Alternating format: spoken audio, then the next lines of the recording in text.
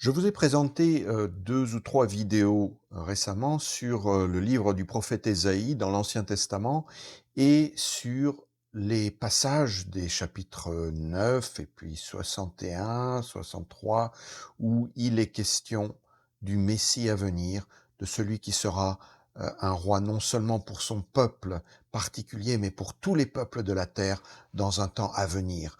Ce livre du prophète Ésaïe date de plusieurs siècles avant Jésus-Christ, et je vous ai lu notamment ce passage du chapitre 9 où cette prophétie est énoncée comme suit au verset 5. « Car un enfant nous est né, un fils nous est donné, et la souveraineté reposera sur son épaule.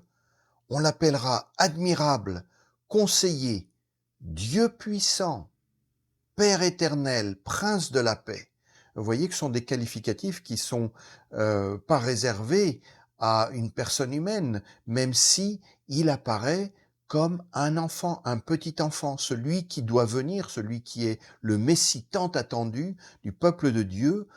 Il reçoit des qualificatifs qui sont proprement divins. Alors, après avoir fait ces vidéos, vous vous êtes peut-être demandé, mais qu'est-ce que vous lisez là exactement? Qu'est-ce que vous avez entre les mains, vous qui nous parlez de ce prophète Ésaïe qui vivait au 8e siècle avant Jésus-Christ? Bien sûr, j'ai une Bible française entre les mains. C'est une traduction. Mais c'est une traduction qui est faite à partir de quoi exactement? Eh bien, cette traduction est directement faite à partir du texte hébreu de l'Ancien Testament, c'est-à-dire le Pentateuque, le premier livre de l'Ancien Testament, puis les livres historiques et les livres prophétiques. Et puis, évidemment, il y a le Nouveau Testament qui, lui, a été écrit originellement en grec. Mais pour revenir au livre du prophète Ésaïe, c'est évidemment originellement un texte en hébreu. Et cette traduction que j'ai en main est faite directement à partir d'un texte hébreu. Alors vous me direz, mais quel texte? D'où le sortez-vous ou d'où sort-il ce texte? Alors, il s'agit, je vais vous le montrer ici, il s'agit de cette Bible en hébreu, qui est une édition, aujourd'hui une édition moderne, de manuscrits qu'on appelle massorétiques, de transmission des manuscrits hébreux et des textes hébreux, un manuscrit en particulier qui est un codex, c'est-à-dire un recueil qui date du XIe siècle et qui a été copié par des copistes qu'on appelait les massorètes. Et vous pouvez voir sur la photo d'écran que je vous passe maintenant à quoi ressemble ce passage, ce texte et ce verset en particulier, ce verset 5 du chapitre 9 du livre d'Ésaïe, que je vous lis d'ailleurs directement en hébreu.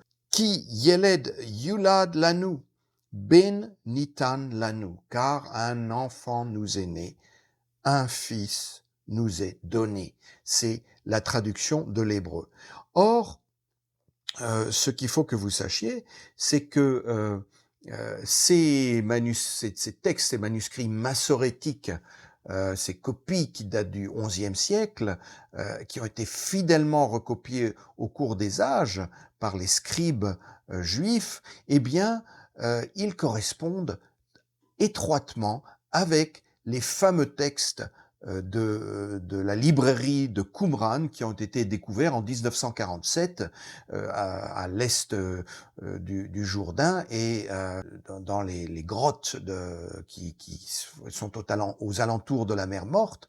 Et un des rouleaux du prophète Ésaïe qui a été retrouvé dans ces grottes et qui a été copié au IIe siècle avant Jésus-Christ, c'est-à-dire qu'on a une période pratiquement de 1200 ans avant ce texte issu des manuscrits massorétiques et le texte de Qumran, eh bien, la comparaison entre celui-ci, ce texte-là, dont j'ai une édition moderne, et le manuscrit, le rouleau d'Isaïe de Qumran, qui est aujourd'hui à la bibliothèque de Jérusalem, dans une bibliothèque de Jérusalem, eh bien, démontre une proximité étonnante, même si, au cours des âges, le matériel sur lequel cela a été écrit a été abîmé par endroits, et quand on voit l'intégralité du rouleau d'Ésaïe, c'est tout à fait remarquable de voir le texte d'un livre aussi important que le livre d'Ésaïe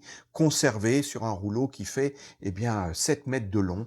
Et c'est simplement pour vous dire que la traduction française que je lis n'est pas quelque chose de fait à partir de sources douteuses ou du latin ou d'une traduction en une autre ou quelques autres langues qui ont servi d'intermédiaire, mais elle est faite directement à partir d'un texte hébreu et dont nous avons une copie très ancienne qui nous date du deuxième siècle avant Jésus-Christ.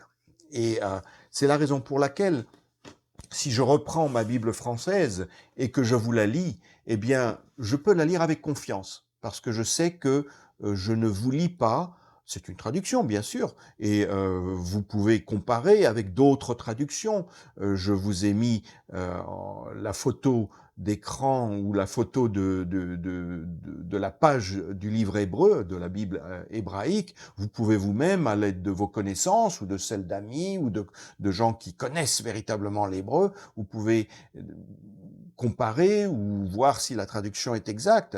Elle l'est, évidemment, elle l'est dans la mesure où toute traduction peut être fiable, mais j'ai toute confiance que je ne vous présente pas un texte déformé ou mythologique, puisqu'il repose sur des sources très sérieuses. Mais au-delà même du support matériel sur lequel il repose, eh bien, il y a cette parole divinement inspirée qui nous annonce la venue d'un Messie, d'un roi, qui sera le roi de toutes les nations et en qui on peut faire entière confiance, qui dirige le cours de l'histoire malgré tous les aléas, toutes les incertitudes, toutes les crises internationales que nous vivons et tous les mensonges auxquels nous devons faire face de la part de dirigeants, de gouvernements, de politiciens, d'idéologues, de soi-disant penseurs, de fausses religions. Eh bien, nous avons là une parole certaine, une parole de vérité qui nous vient de la bouche